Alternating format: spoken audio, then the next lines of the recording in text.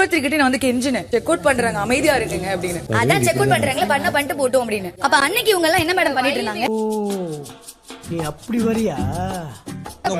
நார்மலா சொல்லும் போது இவங்க காதுல கேட்க மாட்டேங்குது. நீங்க எதுக்கு காலையில மாத்திரை போட்டு படுத்திருந்தீங்க? வந்து இப்ப நான் என்ன உங்கள்ட்ட சொல்றது? அதெல்லாம் என்னோட மெடிக்கல் இஷ்யூ. ஏன் மெடிக்கல் இஷ்யூ மட்டும் நீங்க பேசுறது கரெக்ட். அதெல்லாம் நீ சொல்லக்கூடாது.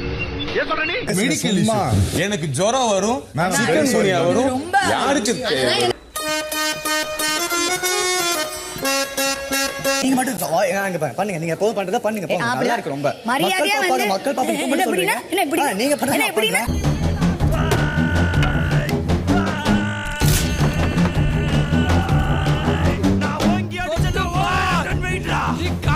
அங்கிட்டு போய் விளையாடுங்கப்பா.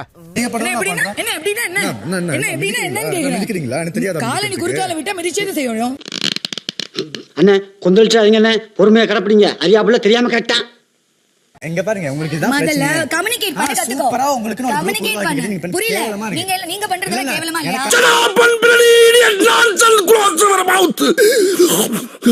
எனக்கு கண்ணு சரி சரி ஓகே. எனக்கு நீ கிட்ட வராத முதல்ல. நீங்க தான் கிட்ட வரீங்க. உங்க டீம்ல கிட்ட வரீங்க. நானா வந்தேன். அப்படிதான்டா பேசுவேன். கேளு, உனக்கு இது வேணும்னா நீ அங்க போய் கேளு. நீ கிட்ட வரீங்க. கிட்ட வரேன்னா டச் பண்றேன். உங்க டீம்ல வருவாங்கல யாரோ. சும்மா அப்படி இந்த இது கொண்டு குறைச்சல் இல்ல.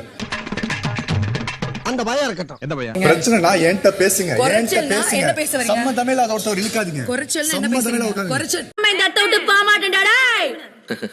நல்ல குடும்பத்துல பிறந்த எந்த ஆம்பளைங்களும் பொம்பளை மேல கை வைக்க மாட்டாங்க, தெரியுங்களா? சும்மா உங்களுக்கு அவ்வளவு தைரியம் தான் பேர் சொல்ல வேண்டியது. தைரியம் இல்ல பாரு, துஷா பார்த்தா எனக்கு பயமா இருக்கு. பயம்னு சொல்லல. சொல்றது போடா, எல்லாம் எங்களுக்கு தெரியும். என்ன தெரியுமோ